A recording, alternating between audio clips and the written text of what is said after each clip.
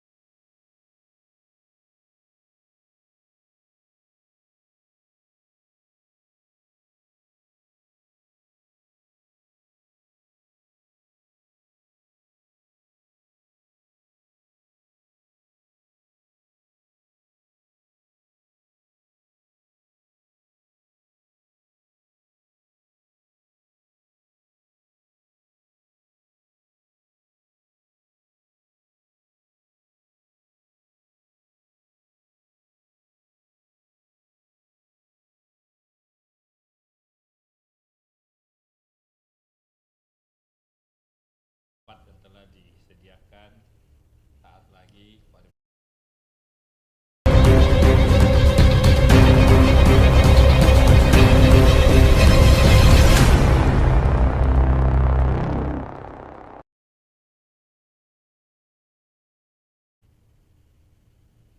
kita mulai. Bapak Ibu setuju? Bismillahirrahmanirrahim. Assalamualaikum warahmatullahi wabarakatuh. Selamat sore, salam sejahtera untuk kita semua. Yang terhormat Bapak Wali Kota Makassar, dalam hal ini diwakili oleh Bapak Sekretaris Daerah Kota Makassar, karena Saudara Wali Kota hari ini masih dalam pemeriksaan kesehatan. Saya hormati Wakil Ketua dan anggota DPRD Kota Makassar, dan saya hormati para Kepala OPD, Asisten Sekretaris Daerah, staf ahli, para direksi, para hadirin, wal hadirat yang sama berbahagia. Marilah kita memanjatkan puji syukur kepada Allah Subhanahu wa Ta'ala, karena pada sore hari ini kita bisa mengikuti rapat paripurna dalam keadaan sehat walafiat. Selanjutnya saya mengajak hadirin untuk bersama-sama berdoa, semoga paripurna hari ini berjalan lancar dan tertib.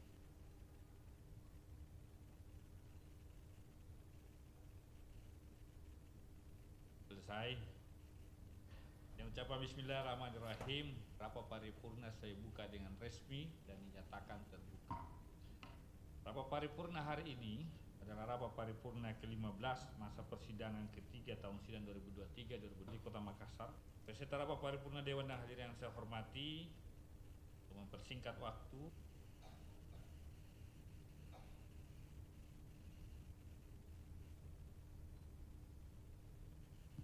wabarakatuh. Selamat sore, salam sejahtera bagi kita semua. Shalom, Om Swastiastu, Namo Buddhaya, salam kebajikan. Yang kami hormati pimpinan dan anggota Dewan Perwakilan Rakyat Daerah Kota Makassar, kami hormati mewakili, kami hormati para asisten. Izinkan kami mewakili Bapak Wali Kota Makassar dalam membacakan jawaban Wali Kota Makassar atas pemandangan umum fraksi-fraksi DPRD Kota Makassar terhadap rancangan peraturan daerah tentang perubahan anggaran pendapatan dan belanja daerah tahun anggaran 2024. Mengawali penyampaian jawaban atas pemandangan umum anggota dari Galmeria Kondorura, juru bicara dari fraksi PDI Perjuangan, yang terhormat Saudari Haja Nurul Hidayat, juru bicara dari fraksi Partai Golongan Karya, yang terhormat Saudara Hari Kurnia Pakambanan, juru bicara dari fraksi Partai Demokrat, yang terhormat Saudari Haja Mulyati, juru bicara dari fraksi Partai Persatuan Pembangunan, yang terhormat Saudara Haji Saharudin Said, juru bicara dari fraksi Partai Amanat Nasional, yang terhormat Saudara Mario David, juru bicara dari fraksi Partai Nasdem. Rapat paripurna Dewan yang terhormat serta seluruh hadirin yang sama kami hormati. Dalam memberikan jawaban, penjelasan, tanggapan atas pemandangan umum anggota Dewan yang terhormat, perlu dijelaskan bahwa jawaban ini akan kami sampaikan sesuai urutan pembicara pada saat penyampaian pemandangan umum masing-masing fraksi. Lebih lanjut, agar penyampaian jawaban kami tidak berulang atas pertanyaan dan pernyataan yang sama, maka kami akan menyampaikan jawaban dengan mengaitkan pertanyaan pemandangan umum yang saling berkesesuaian dan memiliki materi dan substansi bahasan yang sama yang dijelaskan sebagai berikut. Atas pertanyaan anggota Dewan yang terhormat Saudara Haji Mulis Amisbah, juru bicara dari fraksi Nurani Indonesia Bangkit, yang bersesuaian dengan pertanyaan beberapa anggota Dewan yang terhormat, yakni Saudara Andi Hadi Ibrahim Baso, juru bicara dari fraksi Partai Keadilan Sejahtera, anggota Dewan yang terhormat Saudari Galmeria Kondorura, juru bicara dari fraksi PDI Perjuangan, anggota Dewan yang terhormat Saudari Haja Nurul Hidayat, juru bicara dari fraksi Partai Golongan Karya, anggota Dewan yang terhormat Saudari Haja Mulyati, juru bicara dari fraksi Partai Persatuan Pembangunan, yang terhormat Saudara Haji Saharudin Said, juru bicara dari fraksi Partai Amanat Nasional, yang terhormat Saudara Mario David, juru bicara dari fraksi Partai Nasdem, dan pertanyaan dari fraksi Partai Gerindra terkait penurunan target pendapatan daerah. Dapat kami jelaskan bahwa prinsip dan landasan yang digunakan dalam penyusunan anggaran perubahan tidak hanya bertumpu pada aspek asumsi semata seperti pada saat penyusunan APBD pokok, namun sisi rasionalitas dan kondisi faktual yang terjadi yang disebabkan adanya perkembangan yang tidak lagi sesuai dengan asumsi kebijakan umum anggaran atau KUA dalam APBD tahun 2024, serta memperhatikan dan mencermati capaian realisasi APBD sampai dengan semester tahun berjalan. Hal tersebut juga sejalan dengan ketentuan pasal 161 ayat 1 dan 2 Peraturan Pemerintah Nomor 12 Tahun 2000